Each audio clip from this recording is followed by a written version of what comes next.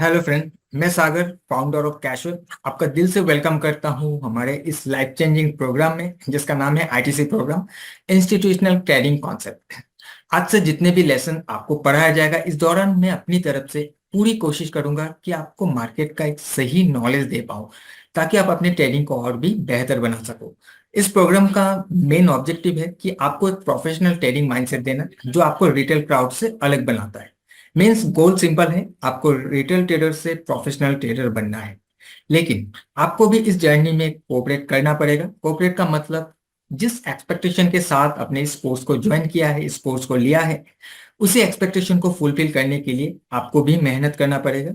जो चीजें आपको बताया जाएगा उन हर एक चीजों को बहुत ही शिद्दत के साथ प्रैक्टिस करना पड़ेगा। एक दिन में कुछ नहीं होगा जब तक आप प्रैक्टिस नहीं करोगे। और जब आप प्रैक्टिस करोगे तो आपके आंखें ट्रेन हो जाएगा और हर एक सिग्निफिकेंट पॉइंट आपके ब्रेन में स्टोर हो जाएगा। Okay, so be ready and welcome one second to this ITC program and welcome to casual family. So friends, किसी भी बिजनेस को करने से पहले हमें उस बिजनेस का कंप्लीट नॉलेज होना जरूरी है कि वो बिजनेस कैसे रन करता है, कैसे चलता है, उस बिजनेस का क्या रिस्क है।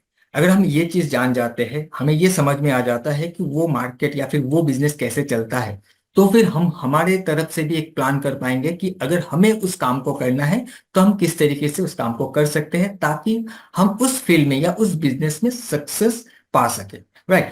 और जब भी फाइनेंशियल मार्केट में ट्रेडिंग की बात आता है, चाहे क्रिप्टो, चाहे फॉरेक्स, चाहे स्टॉक मार्केट ले लो, चाहे कमोडिटी मार्केट ही ले लो, यहाँ पर सबसे पहले एक ही चीज आता है, टेक्निकल एंड फंडामेंटल एनालिसिस सीखना चाहिए जिससे कि हम मार्केट में प्रॉफिट बना सके। हर एक लोग टेक्निकल एंड फंडामेंटल के पीछे ही भागता है जिससे कि हम प्रॉफिट बना सके। बट क्या सिर्फ और सिर्फ टेक्निकल एंड फंडामेंटल से आप प्रॉफिटेबल बन सकते हो? Definitely not friends.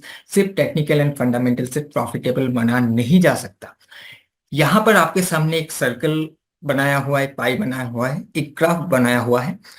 इस ग्राफ का कंप्लीट नॉलेज अगर आपके पास नहीं है तो आप प्रॉफिटेबल ट्रेडर नहीं बन सकते। यहां पर अगर आप देखोगे, जो टेक्निकल एंड फंडामेंटल एनालिसिस या टेक्निकल एंड फंडामेंटल नॉलेज है वो आपके ट्रेडिंग करियर में सिर्फ 30% ही कंट्रीब्यूट करता है। 30% का कंट्रीब्यूशन है टेक्निकल एंड फंडामेंटल एनालिसिस में। एंड जो 70% कंट्रीब्यूशन है वो है आपका डिसिप्लिन। इसमें आपका पैशंस, आपका trading psychology, emotion control, mindset and risk management. जब तक आप इस पूरे सर्कल पर अपना कंट्रोल नहीं बनाओगे तब तक आप एक प्रॉफिटेबल ट्रेडर नहीं बन सकते। मैं आपको technical analysis, fundamental analysis complete यहाँ पर बताऊंगा कि कैसे इसको किया जाता है। एंड उसी के साथ डिसिप्लिन कैसे मेंटेन करना है, कैसे डिसिप्लिन के साथ काम करना है ये भी बताऊंगा। बट ये चीजें आपको खुद अपने ओर से डेवलप करना पड़ेगा। पैसेंस आपको खुद डेवलप करना पड़ेगा। ट्रेडिंग साइकोलॉजी, साइकोलॉजी भी आपको बताया जाएगा किस तरीके से काम करता है। इमोशन कंट्रोल ये आपको खुद डेवलप करना पड़ेगा, आपके माइंडसेट को खुद डेवलप करना पड़ेगा। रिस्क मैनेजमेंट कैसे करता है ये आपको बताया जाएगा, बट उस चीज को आपको अप्लाई करते हुए चलना है। अब यहाँ पर सवाल उठता है कि इतना सारे चीजों को क्यों साथ में लेकर चलना है? सिर्फ टेक्निकल एंड फंडामेंटल से क्या नहीं हो सकता? हो तो सकता है, बट इससे प्रॉफिटेबल नहीं बन सकते। हाँ, ब्रेक इवन तक रह सकते हो कि प्रॉफिट लॉस चलता रहेगा, लेकिन एक प्रॉफिटेबल ट्रेडर नहीं बन सकते। जो कैपिटल आपके पास है वही रह जाएगा, ऐसा हो सकता है। या फिर आप मार्केट से निकल जाओगे, ऐसा भी होगा अगर आप इन चीजों को लेकर नहीं चलोगे। अब इसका रीजन ये है कि इस मार्केट में आप और हम एक छोटा सा मछली है समंदर का, और हमारे अगेंस्ट में बड़े बड़े वेल्स बैठे हुए हैं। राइट। इस स्लाइड में आप समझिए कि यहाँ पर एक सर्कल बनाया हुआ है, एक ग्रीन कलर का, जो कि मान के चलते हैं मार्केट लिक्विडिटी है। लिक्विडिटी का मतलब क्या है? कैश, पैसा, मनी। लिक्विडिटी का मतलब है, अब मान लेते हैं कि ये जो सर्कल है, ग्रीन सर्कल, ये मार्केट का लिक्विडिटी है। मार्केट में इतना पैसा टोटल है। अगर इतना पैसा टोटल है तो इसमें से जो अंदर में जो ये येलो सर्कल देख रहे हो, इतना ही पैसा एक रिटेल ट्रेडर के पास होता है। राइट। एक नहीं, टोटल रिटेल ट्रेडर के पास ये पैसा होता है। और ये जो आप ग्रीन देख रहे हो ये पैसा होता है वेल्स के पास, यानी कि इंस्टीट्यूशनल ट्रेडर या फिर मार्केट मेकर के पास। इस मार्केट में दो तरीके का ही ट्रेडर होता है। एक होता है इंस्टीट्यूशनल ट्रेडर जो या फिर मार्केट मेकर जो कि मार्केट को मूव कर पाता है, और एक होता है रिटेल ट्रेडर्स जो कि हम और आप जैसे लोग होते हैं। अब retail traders and institutional trader के अंदर डिफरेंस क्या है? डिफरेंस ये है कि रिटेल ट्रेडर का जो कैपिटल है वो बहुत ही कम होता है, 2 4 10 लाख, 5 लाख, 20 लाख, 50 लाख, इवन 1 करोड़ या 2 करोड़, 5 करोड़ भी हो सकता है।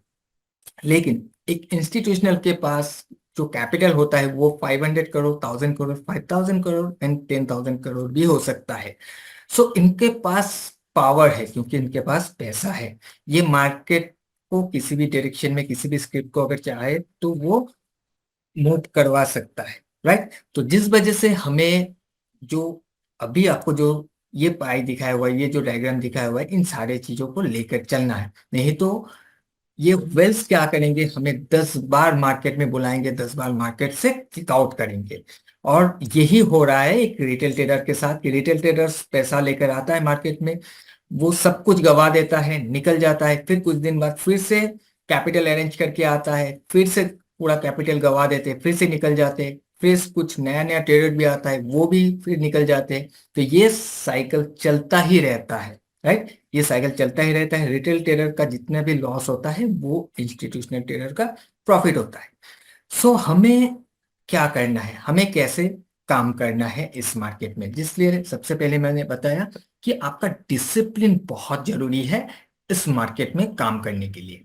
सो यहाँ पर एक चीज समझिए कि कैसे ये इंस्टीट्यूशनल ट्रेडर रिटेल ट्रेडर का जो भी पैसा है उससे प्रॉफिट बनाता है।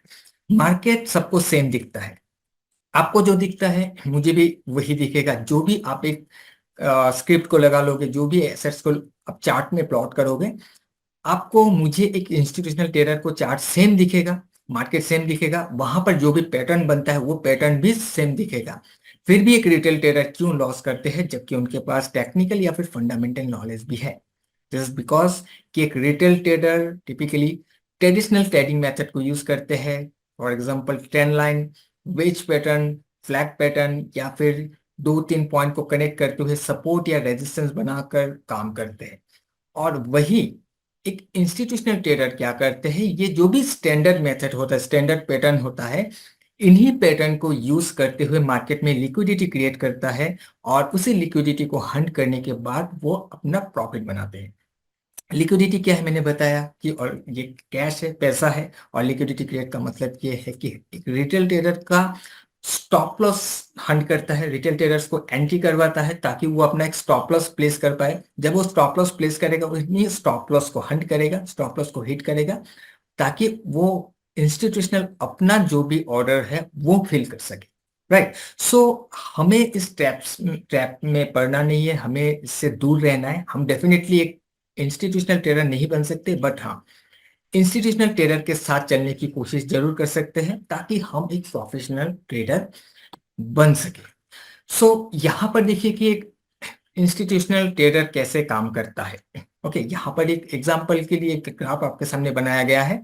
सारी चीजों को हम बहुत ही डिटेल से समझेंगे, बट इससे पहले ये सारी चीजें एक बार आप लोगों को बताना जरूरी है ताकि आगे चलकर प्रॉब्लम ना हो। तो यहाँ पर समझे कि ट्रेडिंग का जो एक बेसिक प्रिंसिपल है वो है कि बाय लो सेल हाई, यानी कि लो पर आपको बाय करना है, सेल पर हाई पर सेल करना है, कम दाम पर खरीदना है, जब भाव ज्यादा हो जाए तब बेचना है, राइट। ये प्रिंसिपल है ट्रेडिंग का। अब यहाँ पर एक चार्ट है जो इस साइड में आपको दिख रहा होगा कि प्राइस लेवल है, और यहाँ पर देखिए कि एक रेंज है 200 से लेकर 100 के अंदर एक रेंज है। इस रेंज पर इंस्टीट्यूशनल अपना कोई भी एसेट्स वो बाय करना चाहता है, अपना पोजीशन यहाँ पर बनाना चाहता है। और उनका जो पोजीशन बनना है वो मान के चल रहे कि 500 करोड़ का पोजीशन वो इस वाले एरिया पर बनाना चाहता है, 200 से लेकर 100 के बीच में। यहाँ पर प्राइस जब आता है तो ये अपना पोजीशन को बनाना स्टार्ट करता है, और जब पोजीशन को बनाते हैं, मान के चलते हैं यहाँ पर 300 करोड़ का पोजीशन ही बन पाया, उसके बाद प्राइस ऊपर चला गया। इसका रीजन ये है कि 500 करोड़ क्यों नहीं बन पाया, 300 करोड़ बना, 200 करोड़ रेस्ट रह गया, बच गया। इसका रीजन ये है कि इस जगह पर जब 500 करोड़ का किसी को बाय करना है तो सेम उसी टाइम एट ए टाइम उसी जगह पर उतना सेलर भी अवेलेबल होना चाहिए। अगर किसी को बाय करना है तो सेलर भी होना चाहिए, अगर सेलर नहीं होगा तो बाई नहीं कर पाएगा।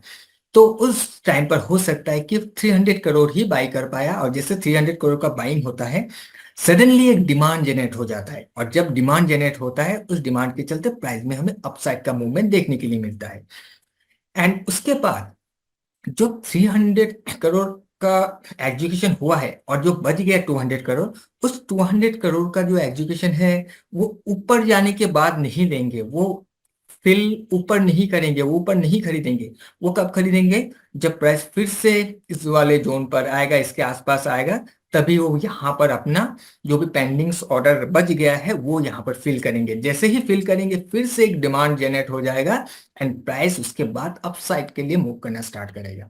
और जब भी डिमांड आता है, देखिए जब प्राइस किसी भी एक प्राइस लेवल पर डिमांड आता है, जब बहुत ज्यादा क्वांटिटी में बाई हो जाता है तो डिमांड क्रिएट हो जाएगा, और जिसने बाई किया अगर पोजीशन को होल्ड करके बैठ गया, अगर वहां पर सेलर नहीं होगा तो प्राइस फिर नीचे नहीं आएगा, प्राइस का मूवमेंट अप डायरेक्शन में होना स्टार्ट होगा।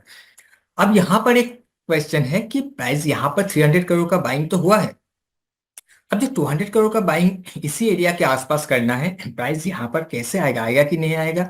ऐसा भी तो हो सकता ना आए, राइट। लेकिन प्राइस यहाँ पर आता है, यहाँ पर प्राइस को लाया जाता है। यहाँ पर प्राइस को कैसे लाया जाता है? उसके लिए क्या करता है, जब प्राइस हायर लेवल पर चला जाता है, वहां पर इंस्टीट्यूशंस फिर अपना एग्जिट बनाते हैं, या फिर यहाँ पर आप कह सकते हो शॉर्ट सेल करते हैं। यहाँ पर 300 करोड़ का बाइंग किया है, डिमांड आ गया, ऊपर ले गया, ऊपर जाकर मान लो कि 10 to 20 करोड़ का जो भी एसेट्स है वो बेच देता है, सेल कर देता है, एग्जिट कर देता है। जैसे ही करेगा वहां पर सडनली फिर से एक सप्लाई आ जाएगा, एक सप्लाई क्रिएट हो जाएगा। उस सप्लाई क्रिएट जब हो जाएगा उसके चलते प्राइस में फिर हमें डाउन साइड का मूवमेंट देखने के लिए मिलेगा। और जब प्राइस इस एरिया पर आएगा, जो पेंडिंग्स ऑर्डर इनका यहाँ पर रहता है वो पेंडिंग ऑर्डर फिल होना स्टार्ट होता है, एंड यहाँ पर फिर से डिमांड जनरेट होना स्टार्ट होता है, एंड प्राइस का मूवमेंट अपसाइड में होना स्टार्ट हो जाता है। ओके, सो यहां से लेकर यहां तक आने के लिए ऊपर पर सप्लाई क्रिएट करता है, सप्लाई क्रिएट करने से प्राइस में डाउन साइड का मूवमेंट होता है, सेलिंग होने लगता है।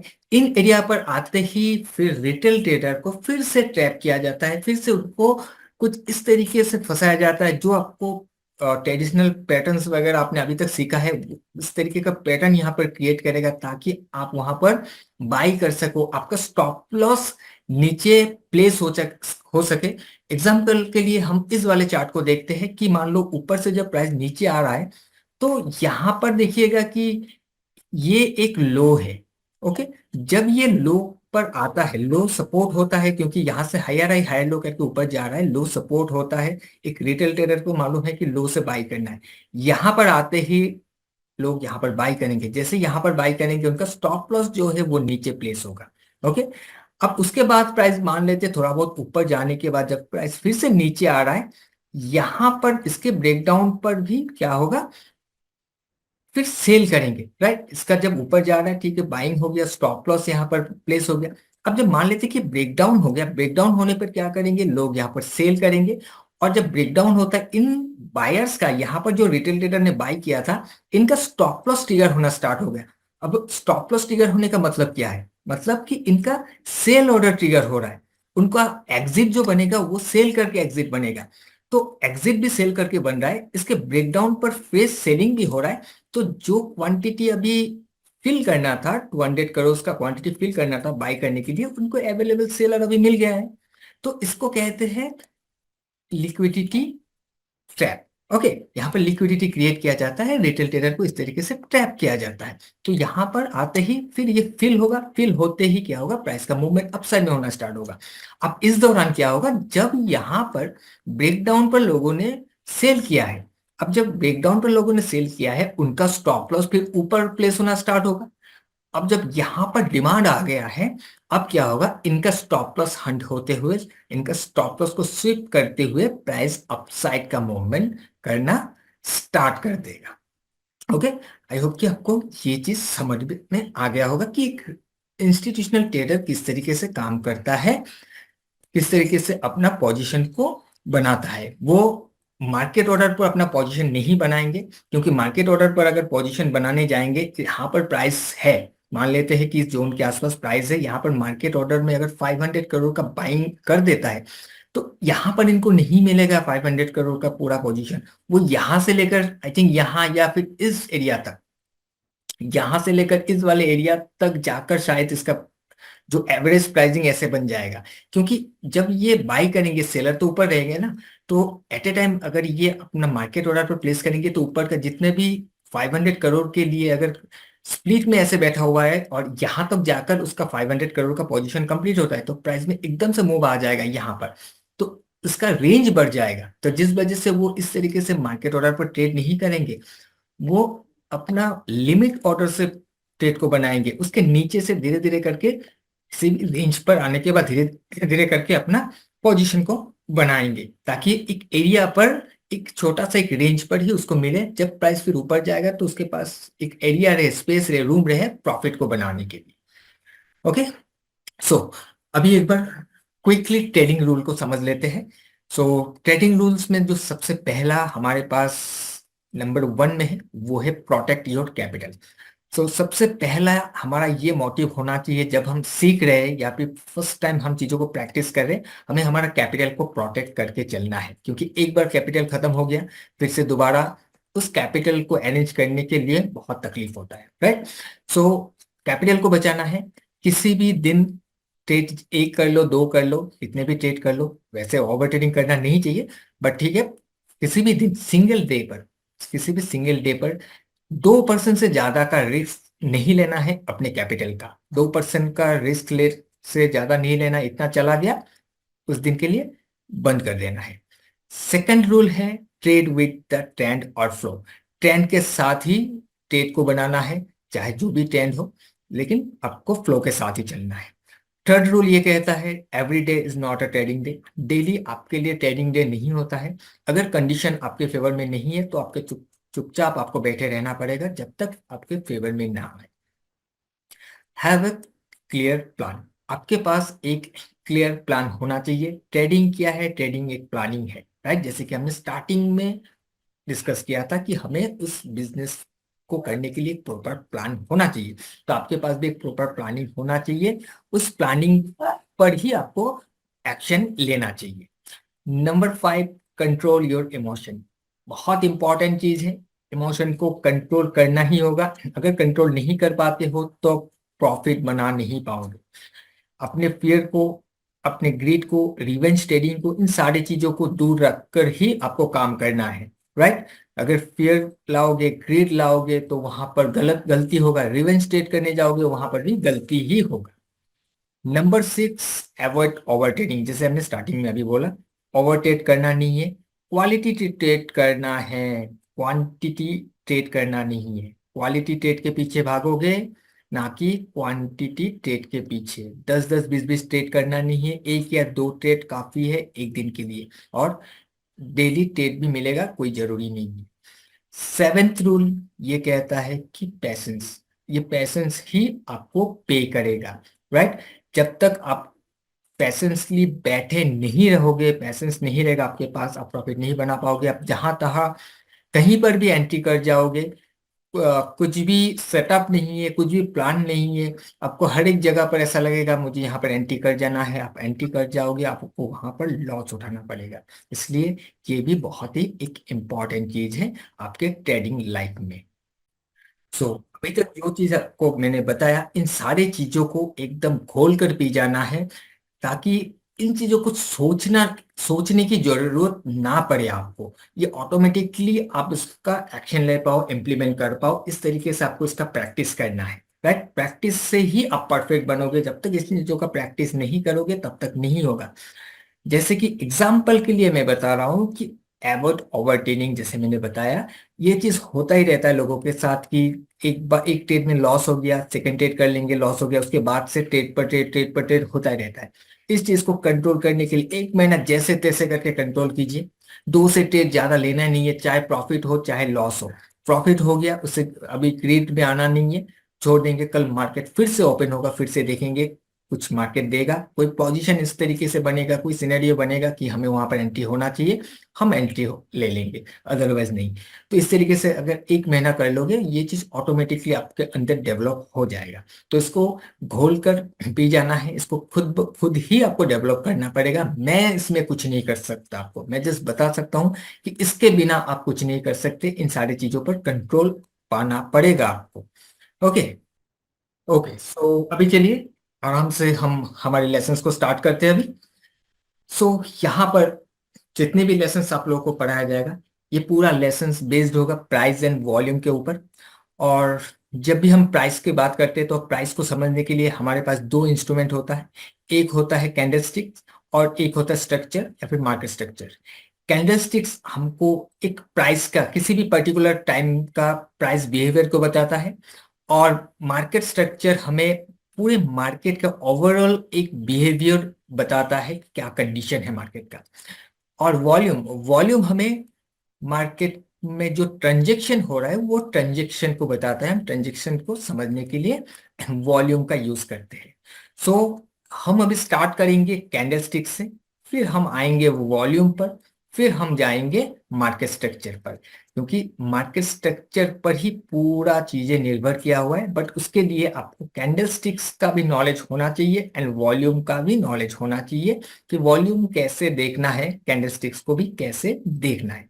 ओके, चलिए। सो यहां पर आपके सामने दो कैंडल है, एक ग्रीन और एक रेड। ग्रीन कैंडल यानी कि एक बाइंग या बुलिश कैंडल, सबको मालूम है। रेड कैंडल यानी कि एक सेलिंग कैंडल, एक बियरिश कैंडल। इस कैंडल का चार प्राइस होता है। एक होता है ओपन, एक क्लोज, एक हाई, एक लो। सेम सेम इस यहां पर भी अगर देखोगे रेड कैंडल में भी सेम चार ही प्राइस होता है। अब ग्रीन एंड रेड कैंडल में डिफरेंस ये होता है कि अगर ये ग्रीन कैंडल है, बाइंग कैंडल है, तो इसका ओपन प्राइस नीचे है एंड क्लोज प्राइस ऊपर है। रेड कैंडल बेयरिश कैंडल में ओपन प्राइस ऊपर होता है एंड क्लोज प्राइस नीचे होता है। विक सेम होता है। ये विक जो है अपर विक का ये ऊपर वाला एरिया हाई होता है, नीचे का लो होता है। रेड में भी सेम ही होता है। और ये जो भी हाई एंड लो होता है, ये एक कैंडल्स का या उसी पर्टिकुलर टाइम फ्रेम का एक प्रोबेबल सपोर्ट या रेजिस्टेंस होता है। ओके, तो ये कैंडलस्टिक्स का एक कैरेक्टरिस्टिक्स है। अब कैंडलस्टिक्स का वीक से भी देखिए, वीक भी आपको बहुत कुछ बताता है। ये सारी ये चीजें भी हम डिस्कस करेंगे। अब हम कैंडलस्टिक्स ये क्या है आपको ऑलरेडी मालूम है, मैंने थोड़ा सा फिर भी बता दिया। हम अभी स्ट्रक्चर को देखेंगे। ओके, अब स्ट्रक्चर में क्या आता है, कैंडल्स का जो मार्केट में आपको स्ट्रक्चर दिखेगा, टोटल 3 टाइप्स ऑफ स्ट्रक्चर दिखेगा। बट 3 टाइप्स का स्ट्रक्चर में एक्चुअल में 4 टाइप का स्ट्रक्चर है, बट हम उसको 3 टाइप में ही डिवाइड कर लेते हैं। कैसे, वो मैं आपको बता दे रहा हूँ। पहला हो गया कुछ ऐसे करके रहेगा। अब ये जो फर्स्ट कैंडल आपको दिख रहा है, ये रेड भी हो सकता है, ग्रीन भी हो सकता है। ओके, अब ये ग्रीन है, ये रेड भी हो सकता है, ये ग्रीन भी हो सकता है। अब कलर को भूल जाइए फिलहाल के लिए। सबसे पहले ये स्ट्रक्चर में ऐसा है कि ये फर्स्ट कैंडल का हाई एंड सेकंड कैंडल का हाई जो है ये ऊपर ऊपर है, लो भी ऊपर ऊपर है। यानी कि ये जो स्ट्रक्चर है, इस स्ट्रक्चर को हम कहते हैं टेंडिंग स्ट्रक्चर, एक हायर हाई हायर लो वाला स्ट्रक्चर। अगर ये ऐसा भी हो जाए तब भी ये टेंडिंग स्ट्रक्चर है, higher high and higher low वाला स्ट्रक्चर ही कहलाएगा इसको। ओके, तो ये पहला स्ट्रक्चर है।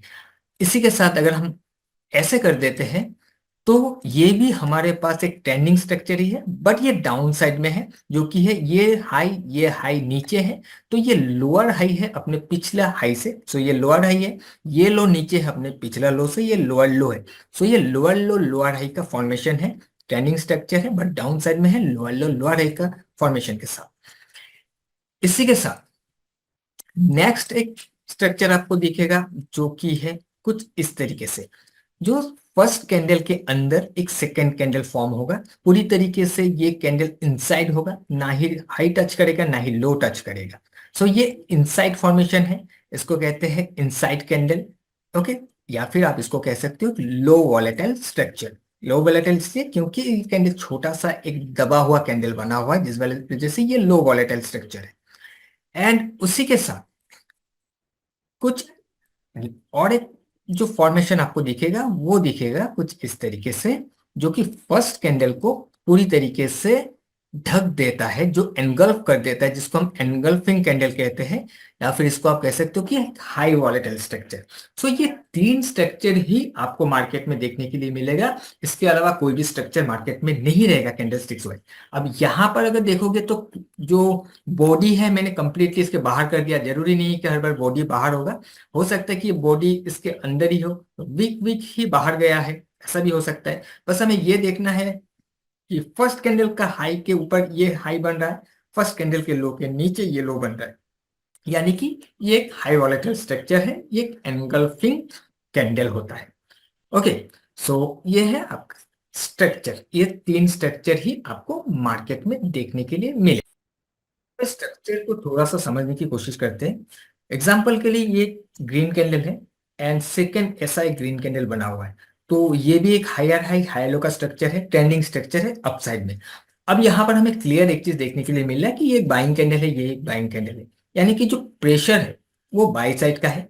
ऊपर जा रहा है प्राइस, ये ग्रीन बना हुआ है, ये भी ग्रीन बना हुआ है, प्रेशर ऊपर है, प्राइस ऊपर जा रहा है। बट इसी जगह पर अगर ये ग्रीन कैंडल की जगह कुछ ऐसे करके रेड कैंडल बन रहा है, structure higher high higher low है बट कैंडल रेड है, तो क्या अब प्राइस वीक हो गया है? डेफिनेटली नॉट, यहाँ पर प्राइस वीक नहीं हो गया है। राइट, इसका रीजन ये है कि याद कीजिए हमने जो स्टार्टिंग में आपको दिखाया था कि इंस्टीट्यूशनल कैसे काम करता है। अब फॉर एग्जांपल यहाँ पर इस वाले कैंडल पर अगर इंस्टीट्यूशंस का एंट्री हुआ है और उनका पेंडिंग ऑर्डर जो पड़ा हुआ है, मे भी उस पेंडिंग ऑर्डर को लेने के लिए प्राइस नीचे आया हुआ है। अब जब प्राइस नीचे आएगा तो एक रेड कैंडल ही फॉर्म होगा। अब हो सकता है कि प्राइस नीचे आया हुआ है, उस पेंडिंग ऑर्डर को फिल करने के लिए जैसे ही यहाँ पर पेंडिंग ऑर्डर फिल होगा, उसके बाद जो प्राइस का मूवमेंट है हमें ऐसे देखने के लिए मिलेगा। तो एक रेड कैंडल बनने का मतलब ये नहीं है कि प्राइस नीचे गिर जाएगा। जब तक कि प्राइस इस वाले स्ट्रक्चर में है, हायर है हाई लो में, तो हम इतना कॉन्फिडेंटली ये नहीं बोल सकते कि नीचे गिर जाएगा। गिर सकता है, ऐसा नहीं है कि प्राइस ऐसे भी गिर सकता है, लेकिन वो डिपेंड करता है कि मार्केट स्ट्रक्चर क्या है, पॉइंट ऑफ इंटरेस्ट क्या है। ओके, सो मार्केट स्ट्रक्चर हम पूरा डिस्कस करेंगे, और पॉइंट ऑफ इंटरेस्ट क्या है वो भी मैं आपको थोड़ी देर में अभी बताऊंगा। तो यहाँ पर देखिए कि इस वाले कैंडल में बाइंग हुआ था, इस लो से बाइंग स्टार्ट हुआ था, इस हाई तक बाइंग गया, नेक्स्ट प्राइस ऊपर गया था, नीचे आ रहा है। तो जब तक कि प्राइस इस वाले कैंडल का जहां से बाइंग स्टार्ट हुआ है, इस वाले कैंडल का लो को ब्रेक करके नीचे क्लोज नहीं होगा, सॉरी, लो को ब्रेक करके नीचे क्लोज नहीं होगा, तब तक हम इसको वीक नहीं मानेंगे।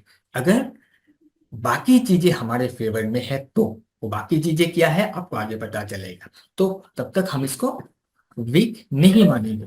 ओके, सो उसी तरह अगर प्राइस कुछ इस तरीके से कैंडल ऊपर से नीचे गिरा हुआ है और एक ग्रीन कैंडल, मान लो एक फिर से नेक्स्ट कैंडल जो है ग्रीन कैंडल है, वो नीचे ओपन होकर प्राइस ऐसे करके ऊपर जाकर क्लोज होगी, इसमें भी अगर देखोगे तो स्ट्रक्चरली लोअर लो लोअर हाई का फॉर्मेशन है, तो हम इसको नहीं कह सकते कि प्राइस ऐसे ही चला जाएगा। जा सकता है, डिपेंड करता है कि फ्लो क्या है। बट अगर हम सिर्फ स्ट्रक्चर को देखकर बात करें तो हो सकता है कि यहाँ पर जो इंस्टीट्यूशंस का एग्जिट हुआ है या सेलिंग हुआ है, जो पेंडिंग ऑर्डर रह गया, उस पेंडिंग ऑर्डर को फिल करने के लिए प्राइस ऊपर गया हुआ है।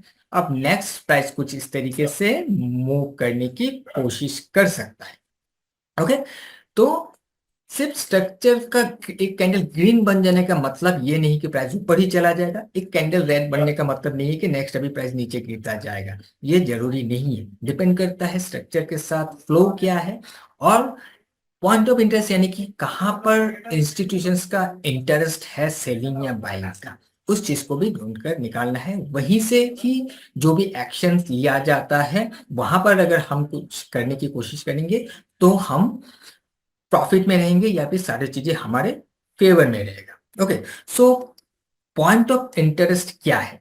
अब हम पॉइंट ऑफ इंटरेस्ट को एक बार इसको समझ लेते हैं कि पॉइंट ऑफ इंटरेस्ट क्या है। अब पॉइंट ऑफ इंटरेस्ट मार्केट का वो एक एरिया होता है जहां पर किसी भी इंस्टीट्यूशंस का इंटरेस्ट होता है बाइंग या सेलिंग करने का। ओके, किसी भी प्राइस लेवल का, जैसे हमने स्टार्टिंग में दिखाया था कि 100 से लेकर 200 के बीच में इसको बाई करना है, तो वो एरिया ऐसा होता है जहां से इंस्टीट्यूशंस बाई करता है, उनका पेंडिंग ऑर्डर रहता है, और वो एक ऐसा एरिया रहता है जहां पर प्राइस आने के बाद रिवर्स हो जाने के, बाउंस हो जाने का जो चांसेस है वो बहुत ज्यादा हाई होता है। और इस पॉइंट ऑफ इंटरेस्ट को ऑर्डर ब्लॉक भी कहा जाता है एसएमसी में, and supply and demand zone भी कहा जाता है। ओके, अब हम ये देखते हैं कि ये ऑर्डर ब्लॉक या फिर पॉइंट ऑफ इंटरेस्ट बनता कैसे है। सो यहाँ पर आप देख सकते हो कि मैंने कुछ कैंडल्स यहाँ पर ड्रॉ करके रखा है, और यहाँ पर मैंने कैंडल्स का कुछ नंबर दिया हुआ है। तो इस सबसे पहले तो आप इस तीन कैंडल को देखिए, यहाँ पर मैंने नंबर 1, नंबर 2 एंड नंबर 3 करके तीन कैंडल का नंबर दिया हुआ है। पीछे का भी फिलहाल के लिए भूल जाइए। अब यहाँ पर समझिए कि सबसे पहले कि ऑर्डर ब्लॉक बनता कैसे है या फिर पॉइंट ऑफ इंटरेस्ट कैसे बनता है। तो सबसे पहले नंबर 1 कैंडल एक रहेगा, जिस कैंडल को सेकंड कैंडल ब्रेक करके ऊपर जाकर क्लोज हो जाएगा।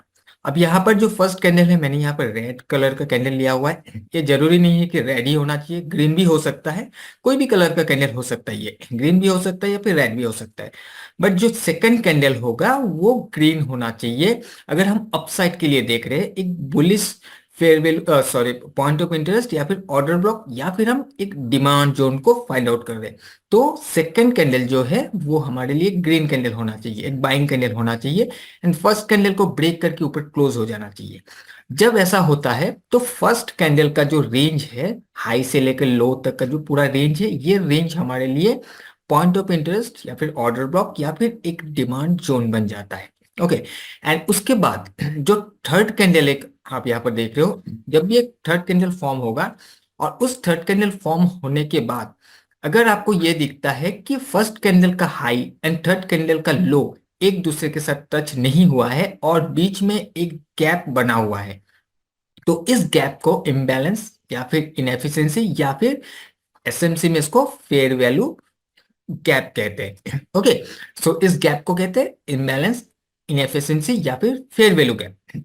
अब जब भी ये सिचुएशन बनता है, एक ऑर्डर ब्लॉक बनेगा, पॉइंट ऑफ इंटरेस्ट बनेगा, एंड उसी के साथ जब एक कैंडल इस तरीके से फॉलो थ्रू कैंडल बनाएगा और एक गैप क्रिएट करके जाएगा, तो ये आपको एक इंडिकेट करता है, ये आपको बताता है कि जिस भी डायरेक्शन में वो बन रहा है उस डायरेक्शन का स्ट्रेंथ क्या है।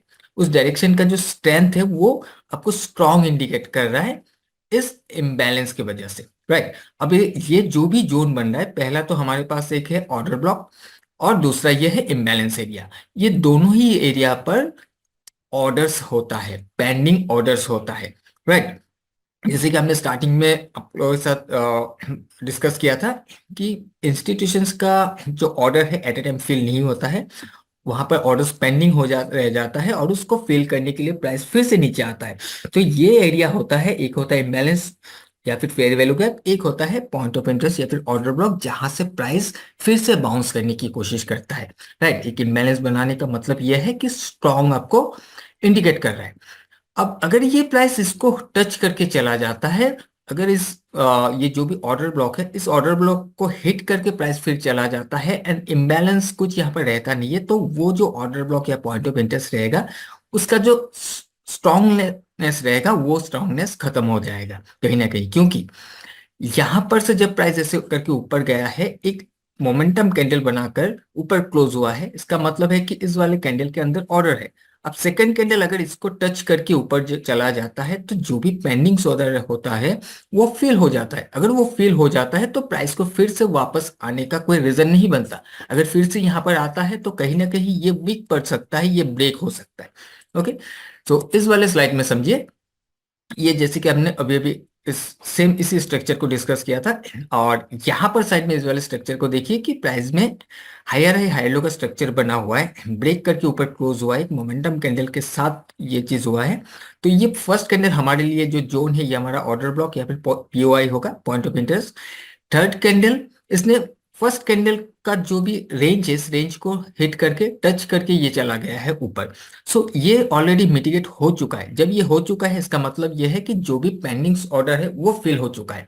अब अगर वो फिल हो चुका है तो प्राइस को भी नीचे आने का कोई रीजन नहीं बनता है, प्राइस फिर से अभी अपसाइड के लिए कंटिन्यू करना स्टार्ट करेगा। ओके, तो ऐसा नहीं है कि देखिए ये बनने के बाद आएगा ही नहीं, ऐसा नहीं है, एक दो बार आ सकता है, वो आप आगे जाकर डिस्कस करेंगे कि क्यों आ सकता है। जब हम आपको लिक्विडिटी का कॉन्सेप्ट बताएंगे, वहां पर आपको समझ में आ जाएगा कि किस कंडीशन में प्राइस फिर से एक बार आकर भी वो ऊपर जा सकता है।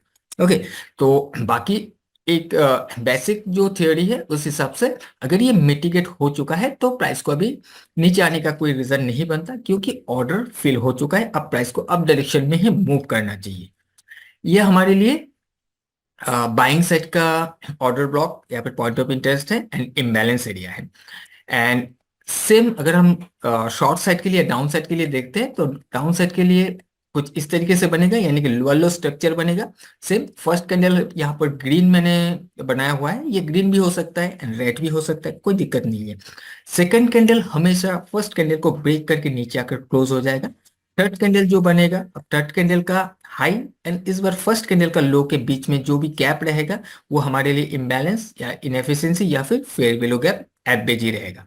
ओके, इसका मतलब यह है कि एक गैप अगर छोड़ के आ रहा है तो प्राइस में स्ट्रेंथ है, प्राइस स्ट्रांग है, जिस वजह से प्राइस यहीं से फिर गिरने की कोशिश कर रहा है।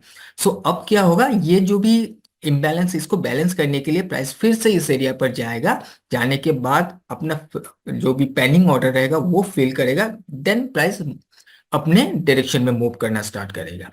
यहां पर देख सकती हो, ये जो सेकंड आप कैंडल्स का चार्ट देख रहे हो, यहां पर प्राइस में क्या हुआ कि स्ट्रक्चर अगर देखोगे तो लोअर लोअर का स्ट्रक्चर है, एक ऑर्डर ब्लॉक बना हुआ है, लेकिन थर्ड कैंडल ने इसको ऑलरेडी मिटिगेट कर चुका है। इसका मतलब है कि यहां से ऑर्डर ऑलरेडी फिल हो चुका है, तो प्राइस को अभी नीचे ही जाना चाहिए, नीचे कंटिन्यू करना चाहिए, इस एरिया पर फिर से घूमकर आना नहीं चाहिए। प्राइस अब अगर फिर से ऐसे करके आता है और कहीं ना कहीं इसको ब्रेक करता है, तो फिर प्राइस का जो ट्रेंड है वो भी चेंज हो जाएगा। ओके, अब यहाँ पर और एक चार्ट यहाँ पर देख लीजिए कि ऑर्डर ब्लॉक, जैसे कि मैंने यहाँ पर बताया कि फर्स्ट कैंडल को ब्रेक करके नीचे क्लोज हो जाना चाहिए, या फिर फर्स्ट कैंडल को ब्रेक करके ऊपर क्लोज हो जाना चाहिए, उसके बाद एक फॉलो थ्रू कैंडल बनेगा, सेम फॉलो थ्रू कैंडल बनेगा, तो हमारे लिए ऑर्डर ब्लॉक एंड इम्बैलेंस रहेगा। अब कई बार किसी कंडीशन में आपको ऐसा देखने के लिए मिल सकता है कि फर्स्ट कैंडल बनने के बाद ये जो सेकंड कैंडल है, ये फर्स्ट कैंडल के हाई के ऊपर गया था, लेकिन ये ब्रेक ने करके क्लोज कर नहीं पाया, ये फिर से अंदर आकर क्लोज हो गया, इस वाले कैंडल के अंदर आकर क्लोज हो गया। थर्ड कैंडल यहां पर ब्रेक कर रहा है इस वाले कैंडल का, जिस कैंडल को फेल किया था अभी, ऊपर से वीक बनाकर नीचे आया, थर्ड कैंडल ये ब्रेक करके ऊपर क्लोज हो जा रहा है, एंड ये वाला फोर्थ कैंडल हो गया जो एक फॉलो थ्रू कैंडल यहाँ पर बन रहा है। तो इस बार हमारे लिए ये जो कैंडल है, ये कैंडल हमारा ये ऑर्डर ब्लॉक या फिर पॉइंट ऑफ इंटरेस्ट नहीं रहेगा। हम इस कैंडल को ही यूज करेंगे, क्योंकि इसके बाहर यहां से गया था, ये बाहर गया था, फेल हो गया। फेल होने का मतलब क्या है, इस कैंडल के ऊपर रेजिस्टेंस है, रेजिस्टेंस है तो प्राइस फिर ऊपर से नीचे गिर गया, सेलिंग हुआ है, इस वजह से नीचे आकर क्लोज हो गया।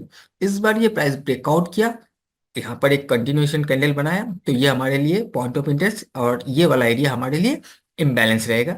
सेम कंडीशन डाउन साइड में भी आपको वैसा ही रहेगा कि प्राइस अगर देखोगे फर्स्ट कैंडल को ब्रेक करके नीचे आया था, अंदर जाकर क्लोज हो गया। अब यहाँ पर सेम थिंग है कि ये जो कैंडल आप देख रहे हो, ये कैंडल ग्रीन है, ये कैंडल ग्रीन है, ऐसा नहीं है कि ग्रीन ही होना पड़ेगा, ये कैंडल रेड, ये कैंडल रेड भी हो सकता है, ये कैंडल रेड, ये कैंडल ग्रीन भी हो सकता है, ये ग्रीन ये रेड भी हो सकता है, कोई दिक्कत नहीं है। सेम यहाँ पर भी वही कंडीशन है, ग्रीन रेड रेड मैंने यहाँ पर दिया है, तो ये ग्रीन ये रेड भी हो सकता है, ये रेड ये ग्रीन भी हो सकता है, कोई प्रॉब्लम नहीं। बट हमें ये देखने के लिए मिल रहा है कि फर्स्ट कैंडल को फेल करके अंदर आया हुआ है। ओके, यहाँ पर कलर मैटर नहीं करता है। कलर मैटर कहाँ पर करता है, जो सेकंड कैंडल जो ब्रेक करके ऊपर क्लोज करेगा, तब हमें यहाँ पर ग्रीन चाहिए और यहाँ पर हमें रेड चाहिए। ओके, तो हम यहाँ पर इस वाले कैंडल को लेंगे पॉइंट ऑफ इंटरेस्ट में, और इस गैप को, इस फर्स्ट कैंडल के लो एंड फोर्थ कैंडल का हाई का जो रेंज है, ये हम लेंगे इम्बैलेंस के रूप में। ओके, आई होप कि आपको यहाँ तक का जो पॉइंट है ये समझ में आ गया होगा। अब एक बार ये देखते हैं कि ये जो भी ऑर्डर ब्लॉक या फिर इम्बैलेंस है ये काम कैसे करता है, ये ड्राइंग के थ्रू ही सबसे पहले हम समझते हैं। सो यहाँ पर अगर आप देखोगे कि प्राइस नीचे आया था, आने के बाद प्राइस जब ऊपर ऐसे जान कंटिन्यू करने लगा, तो यहाँ पर एक पीओआई बनाया, और इस कैंडल का जो फॉर्मेशन हुआ वहां पर हमें एक इम्बैलेंस भी देखने के लिए मिला है। अब प्राइस जब ऊपर गया है, ऊपर जाने के बाद प्राइस जब फिर से ऐसे करके नीचे आएगा, तो इस वाले ये वाला जो इम्बैलेंस एरिया है, इस इम्बैलेंस को ये बैलेंस करने के लिए आ रहा है, यानी कि यहाँ पर और यहाँ पर जो भी ऑर्डर्स पेंडिंग है उसको फिल करने के लिए आ रहा है, इसको फिल करेगा, जैसे ही फिल होगा वहीं पर प्राइस में एक डिमांड आ जाएगा एंड प्राइस में फिर से कंटिन्यूशन हमें देखने के लिए मिलेगा। जो चीज आपको यहाँ पर देखने के लिए मिल रहा है कि प्राइस नीचे आया, नीचे आने के बाद जैसे ही अपने ऑर्डर ब्लॉक या फिर पीओआई को हिट किया, हिट करते ही प्राइस में हमें रिजेक्शन देखने के लिए मिला है। अपना जो भी ऑर्डर्स था वो यहाँ पर फिल हुआ एंड प्राइस में अपसाइड का मूवमेंट जो है वो कंटिन्यूशन में हमें यहाँ पर देखने के लिए मिल रहा है। सो इसको मैं आपको एक बार चार्ट पर भी एक एग्जांपल दिखा देता हूँ। ओके, सो यहाँ पर आप देख सकते हो कि एक ऑर्डर ब्लॉक या पॉइंट ऑफ इंटरेस्ट आपको इस जगह पर दिख रहा होगा। इस कैंडल बनने के बाद सेकेंड कैंडल मोमेंटम कैंडल यहाँ पर देखने के लिए मिल रहा है। एक आईएफसी कैंडल है, यानी कि इंस्टीट्यूशनल फंडिंग कैंडल, एक स्ट्रॉन्ग कैंडल बनता है। नेक्स्ट थर्ड कैंडल जो बना है, थर्ड कैंडल बनने के बाद एक इम्बैलेंस भी यहाँ पर है। अब प्राइस ऊपर चला गया है, फिर जब प्राइस नीचे आया है आप देख सकते हो कि एग्जैक्टली इसी वाले कैंडल के जोन पर आया, आते ही प्राइस यहां से बाउंस किया। बाउंस करने के बाद प्राइस फिर से जब नीचे आया तो इस दौरान यहां पर भी एक ऑर्डर ब्लॉक या फिर पॉइंट ऑफ इंटरेस्ट बना हुआ है और एक इम्बैलेंस भी यहां पर बना हुआ है। प्राइस नीचे आया, नीचे आने के बाद इसी जोन पर हिट किया, हिट करते ही प्राइस में फिर से अपसाइड का मूवमेंट हमें देखने के लिए मिला, ये कंटिन्यू करके ऊपर चला गया। जब ये ऊपर कंटिन्यू करके चला गया, यहाँ पर देखिए कितना स्ट्रांग एक कैंडल बना हुआ है, एक आईएफसी कैंडल यहाँ पर बना हुआ है। उस दौरान ये कैंडल, इसका जो फर्स्ट पहला वाला कैंडल होगा ये हमारे लिए पॉइंट ऑफ इंटरेस्ट है। ये पॉइंट ऑफ इंटरेस्ट यहाँ पर बना हुआ है और एक इम्बैलेंस भी यहाँ पर छोड़कर गया था। अब जब देखिए प्राइस फिर से घूमकर नीचे आया, इसी इम्बैलेंस के नीचे आया और जो भी पॉइंट ऑफ इंटरेस्ट या फिर ऑर्डर ब्लॉक था इसको हिट किया। हिट करने के बाद प्राइस में फिर से अपसाइड का मूवमेंट हमें यहाँ पर देखने के लिए मिल रहा है। तो ये जो भी ऑर्डर ब्लॉक या पॉइंट ऑफ इंटरेस्ट है कुछ इस तरीके से काम करता है। बट एक चीज ध्यान में रखिएगा कि जो स्ट्रक्चर मैंने आपको यहाँ पर बताया है, दो कैंडल से ऑर्डर ब्लॉक बनता है एंड थर्ड कैंडल जब बनेगा तो यहाँ पर इम्बैलेंस बन जाता है, तो एक स्ट्रॉन्गनेस आपको बताता है, स्ट्रेंथ बताता है उसी डायरेक्शन का।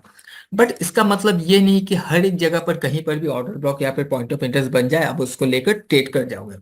उसके लिए आपको समझना होगा मार्केट स्ट्रक्चर को, क्योंकि किसी भी जगह पर अगर पॉइंट ऑफ इंटरेस्ट बनता है वो वैलिड नहीं होता है। वो तो कहीं पर भी बन सकता है पॉइंट ऑफ इंटरेस्ट या फिर ऑर्डर ब्लॉक का जो ये स्ट्रक्चर है वो कहीं पर भी बन सकता है, बट वो वैलिड है या नहीं है वो आपको बताएगा मार्केट का structure. Okay, so market structure को जब समझेंगे तब आपको पता चल जाएगा कि कहाँ पर ऑर्डर ब्लॉक बना हुआ है या कौन सा ऑर्डर ब्लॉक हमारे लिए वैलिड है और कौन सा वैलिड नहीं है। तो उसके लिए हम मार्केट स्ट्रक्चर पर उस चीज को डिस्कस करेंगे। यहाँ पर मैं और एक चीज आपको क्लियर कर देता हूँ कि जो हमने बताया अभी इम्बैलेंस, कि फर्स्ट ये वाला कैंडल, इस कैंडल का जो भी बीच का एरिया होगा ये हमारे लिए इम्बैलेंस होता है।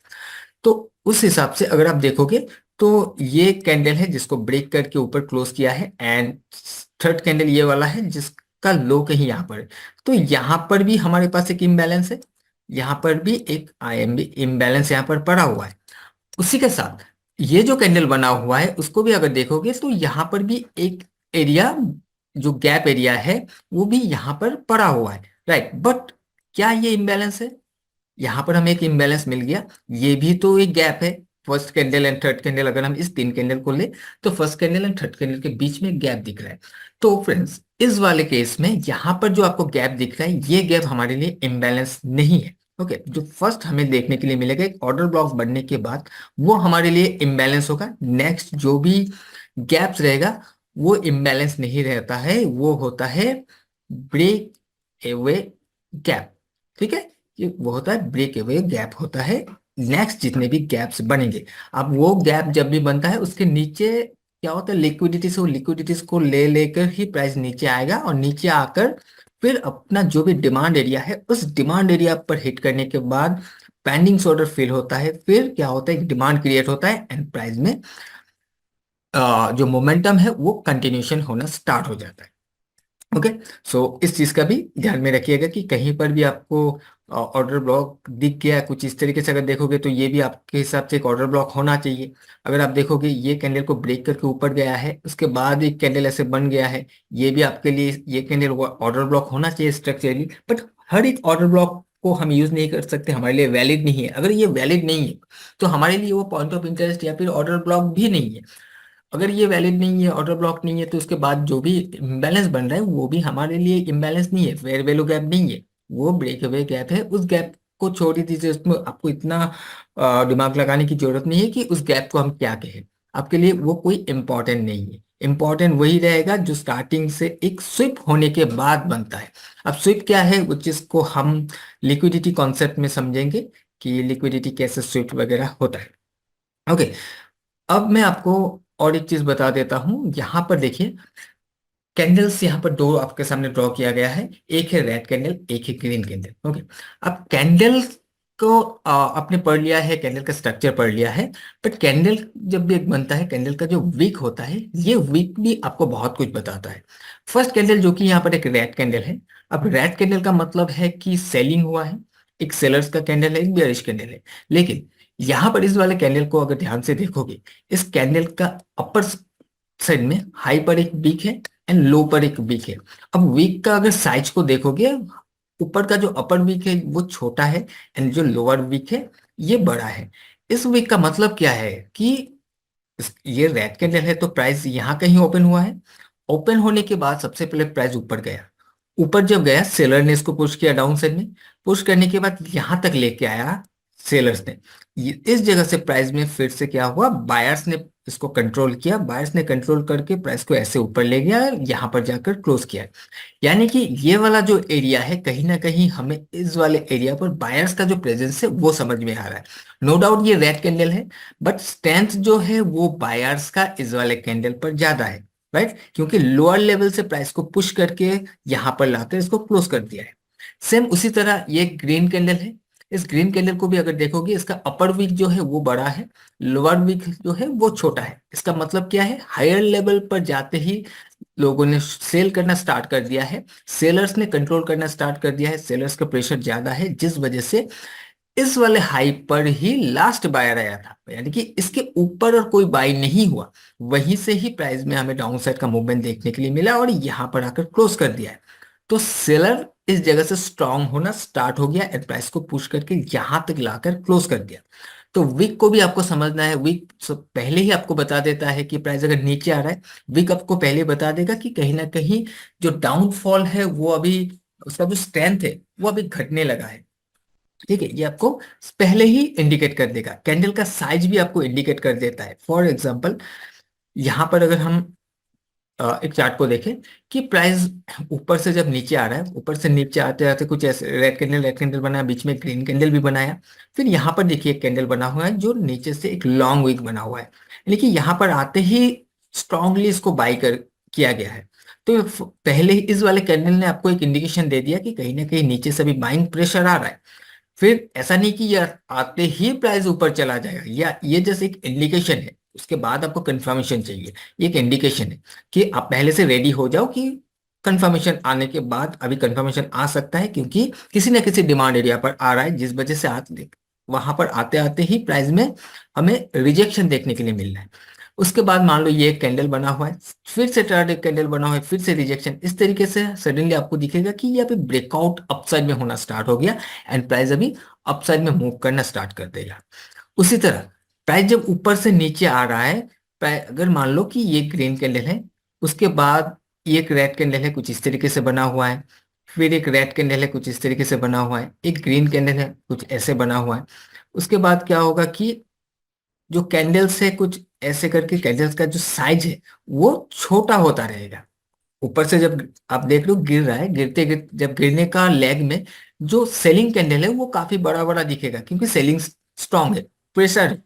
अब नीचे आते आते आपको दिखेगा कि सडनली जो कैंडल का साइज है वो छोटा होने लगा है, वहां पर दबा हुआ कैंडल बनने लगेगा। इसका मतलब क्या है, इसका मतलब ये है कि अभी लोअर लेवल पर सेलर सेल करना नहीं चाह रहा है, जिस वजह से प्राइस में मोमेंटम नीचे नहीं हो रहा है। वो पहले आपको इंडिकेट करेगा, कैंडल के साइज से भी इंडिकेट कर देगा। उसके बाद आपको धीरे से क्या होगा, एक बेस बनता हुआ दिखेगा। प्राइस पहले रुक जाएगा, रुकने के बाद वो अपसाइड में घूमना स्टार्ट कर देगा। ठीक है, क्योंकि देखिए जब भी बहुत स्पीड में कुछ भी चीज गिर रहा है, वो एकदम से बाउंस करके ऊपर चला जाएगा, ऐसा थोड़ा मुश्किल होता है। तो सबसे पहले वो रुकेगा, रुकने के लिए सबसे पहले स्लो होगा। अब स्लो कैसे समझ में आएगा, वैसे ही कि कैंडल का साइज छोटा होता रहेगा, कैंडल दबा हुआ कैंडल बनता रहेगा, बीच में आपको कुछ डॉजी कैंडल बनता हुआ दिखेगा, इंडिसिशन कैंडल बनता हुआ दिखेगा, और उसके बाद जब डिसाइड होगा कि प्राइस किस साइड में जाना चाहिए, तब आपको दिखेगा अपसाइड का ब्रेकआउट हो रहा है एंड प्राइस ऊपर जाकर क्लोज करके ऊपर का फॉर्मेशन रेडी कर रहा है, तब क्या होगा, प्राइस का मूवमेंट अपसाइड में होना स्टार्ट हो जाएगा। तो आपको कैंडल के साइज को भी समझना है, कैंडल का विक को भी समझना है। और ये जो भी कैंडल का विक होता है, इस वाले विक में इस वाले वीक में भी ऑर्डर होता है। मान लो कि ये कैंडल जब बना है आपका डायरेक्शन में, यानी कि ओवरऑल मार्केट के ट्रेंड के साथ ही डायरेक्शन में बना हुआ है, ट्रेंड के फ्लो के साथ बना हुआ है ये वाला कैंडल। तो ये जो रेंज है, जो अभी तक आपने जो ऑर्डर ब्लॉक या फिर जो एवरेज इम्बैलेंस देख आपने पढ़ा है, जो जोन होता है, जो एक सिग्निफिकेंट एरिया होता है, उसी तरह ये वाला वीक भी एक सिग्निफिकेंट एरिया होता है। या ऐसा बनने के बाद प्राइस फिर से इस वाले जोन पर आने के बाद यहां पर अपना पेंडिंग ऑर्डर को फिल करके फिर वो अपसाइड में जाने की भी कोशिश करता है, यहां पर जब अपना ऑर्डर फिल हो जाता है तो। ओके, सो इस वीक का भी ध्यान में रखिएगा कि ट्रेंड के कौन से डायरेक्शन में ये चीज बन रहा है। ओके, अब एक एग्जांपल के लिए मैं अगर आपको यहाँ पर ये दिखाऊं, मान लो कि ये ये कैंडल बना हुआ है, मैं कुछ ऐसे कर देता हूँ। ओके, ये एक रेड कैंडल बना हुआ है जो कि अप साइड से ये रिजेक्शन हमें देखने के लिए मिल रहा है। इसका मतलब क्या है कि इस एरिया से इस वाले पर्टिकुलर कैंडल को अगर देखें तो हाई लेवल से यहाँ पर सेलिंग हमें समझ में आ रहा है कि प्राइस ऊपर तो गया था, लेकिन प्राइस फिर से नीचे आकर यहाँ कहीं क्लोज हो गया। तो प्रेशर सेलिंग का है। अगर सेलिंग प्रेशर है तो नेक्स्ट कुछ ऐसे करके प्राइस का मूवमेंट होना चाहिए। वही प्राइस अगर ऐसे नहीं हो रहा है और अपना ये जहां से सेलिंग हुआ था इसको ब्रेक करके ऊपर जाकर क्लोज कर रहा है, इसका मतलब क्या है? इसका मतलब यह है कि इस जगह से जो सेलिंग हुआ था, जो सेलर्स यहाँ पर एंट्री हुआ था, वो अब यहाँ कहीं ना कहीं ट्रैप हो रहा है। अब जब ये ट्रैप हो जाएगा, यहाँ पर क्लोज हो जाएगा and उसी के साथ अगर आपको दिखता है कि प्राइस कंटिन्यू कर रहा है, तो आपको अपसाइड का जो स्ट्रेंथ है, अपसाइड का जो स्ट्रांगनेस है, वो भी आपको यहाँ पर समझ में आ जाएगा कि अब जो ये सेलर है, ये सारा सेलर का जो स्टॉप लॉसेस है वो अब यहाँ पर कटने वाला है, वो हंट होने वाला है एंड उसके चलते प्राइस का जो मूवमेंट है वो अभी हमें अप डायरेक्शन में देखने के लिए मिल सकता है।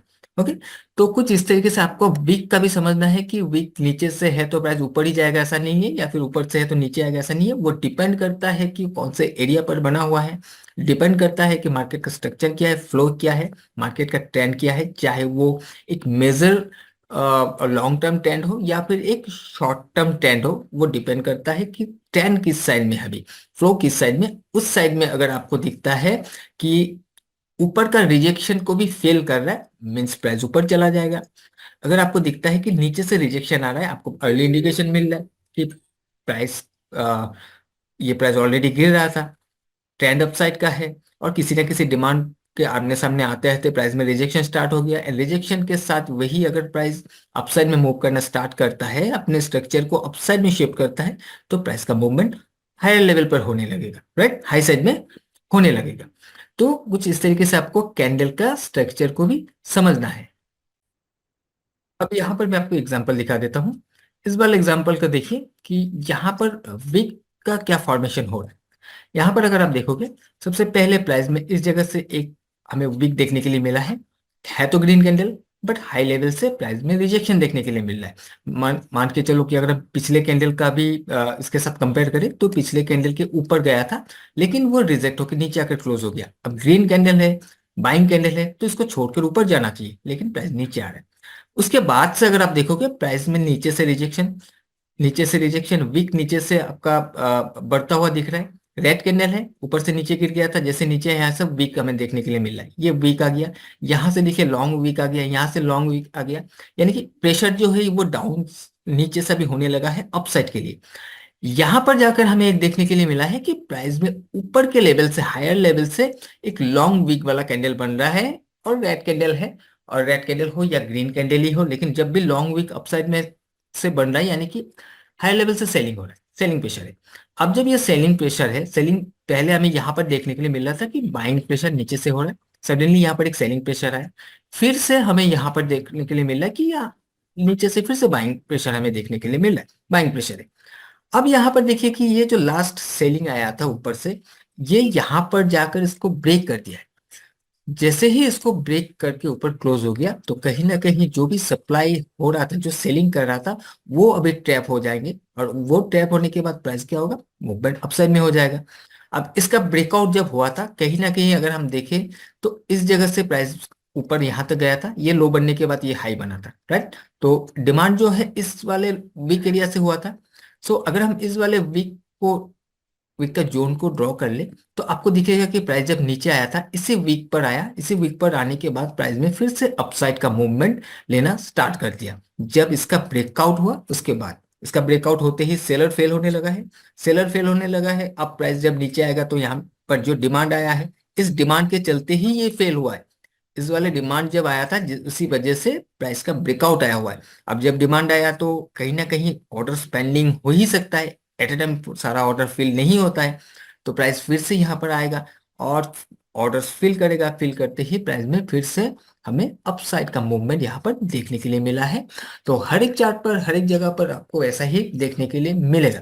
ओके, बट आपको फिर से बता रहा हूँ कि स्ट्रक्चर को ध्यान में रखना है। जो स्ट्रक्चर हम आगे जाकर पढ़ेंगे उसको माइंड में पूरी तरीके से स्टोर कर लेना है। ओके, सो इस फर्स्ट लेसन में आपको जितने भी चीजें बताया गया है, आई होप कि आपको समझ में आ गया होगा। ये सिर्फ बेसिक है, हमें और भी एडवांस में जाना है। बेसिक स्ट्रक्चर क्या है सबसे पहले ये जानना जरूरी है, तो मैंने आपको बेसिक सबसे पहले क्लियर करवाने की कोशिश किया है। इसको प्रैक्टिस करना है आपको। हम और भी एडवांस पर जाएंगे, हमें लिक्विडिटी कॉन्सेप्ट को भी सीखना है, जो कि हम सेकंड लेसन में लिक्विडिटी कॉन्सेप्ट पर बात करेंगे कि लिक्विडिटी कॉन्सेप्ट क्या है, लिक्विडिटी क्या है, हम कैसे लिक्विडिटी से बच सकते हैं या फिर उसका फायदा कैसे उठा सकते हैं, ये हम सेकंड लेसन में इसको सीखने की कोशिश करेंगे। सो फर्स्ट लेसन को प्रैक्टिस करना स्टार्ट कर दीजिए। Thank you.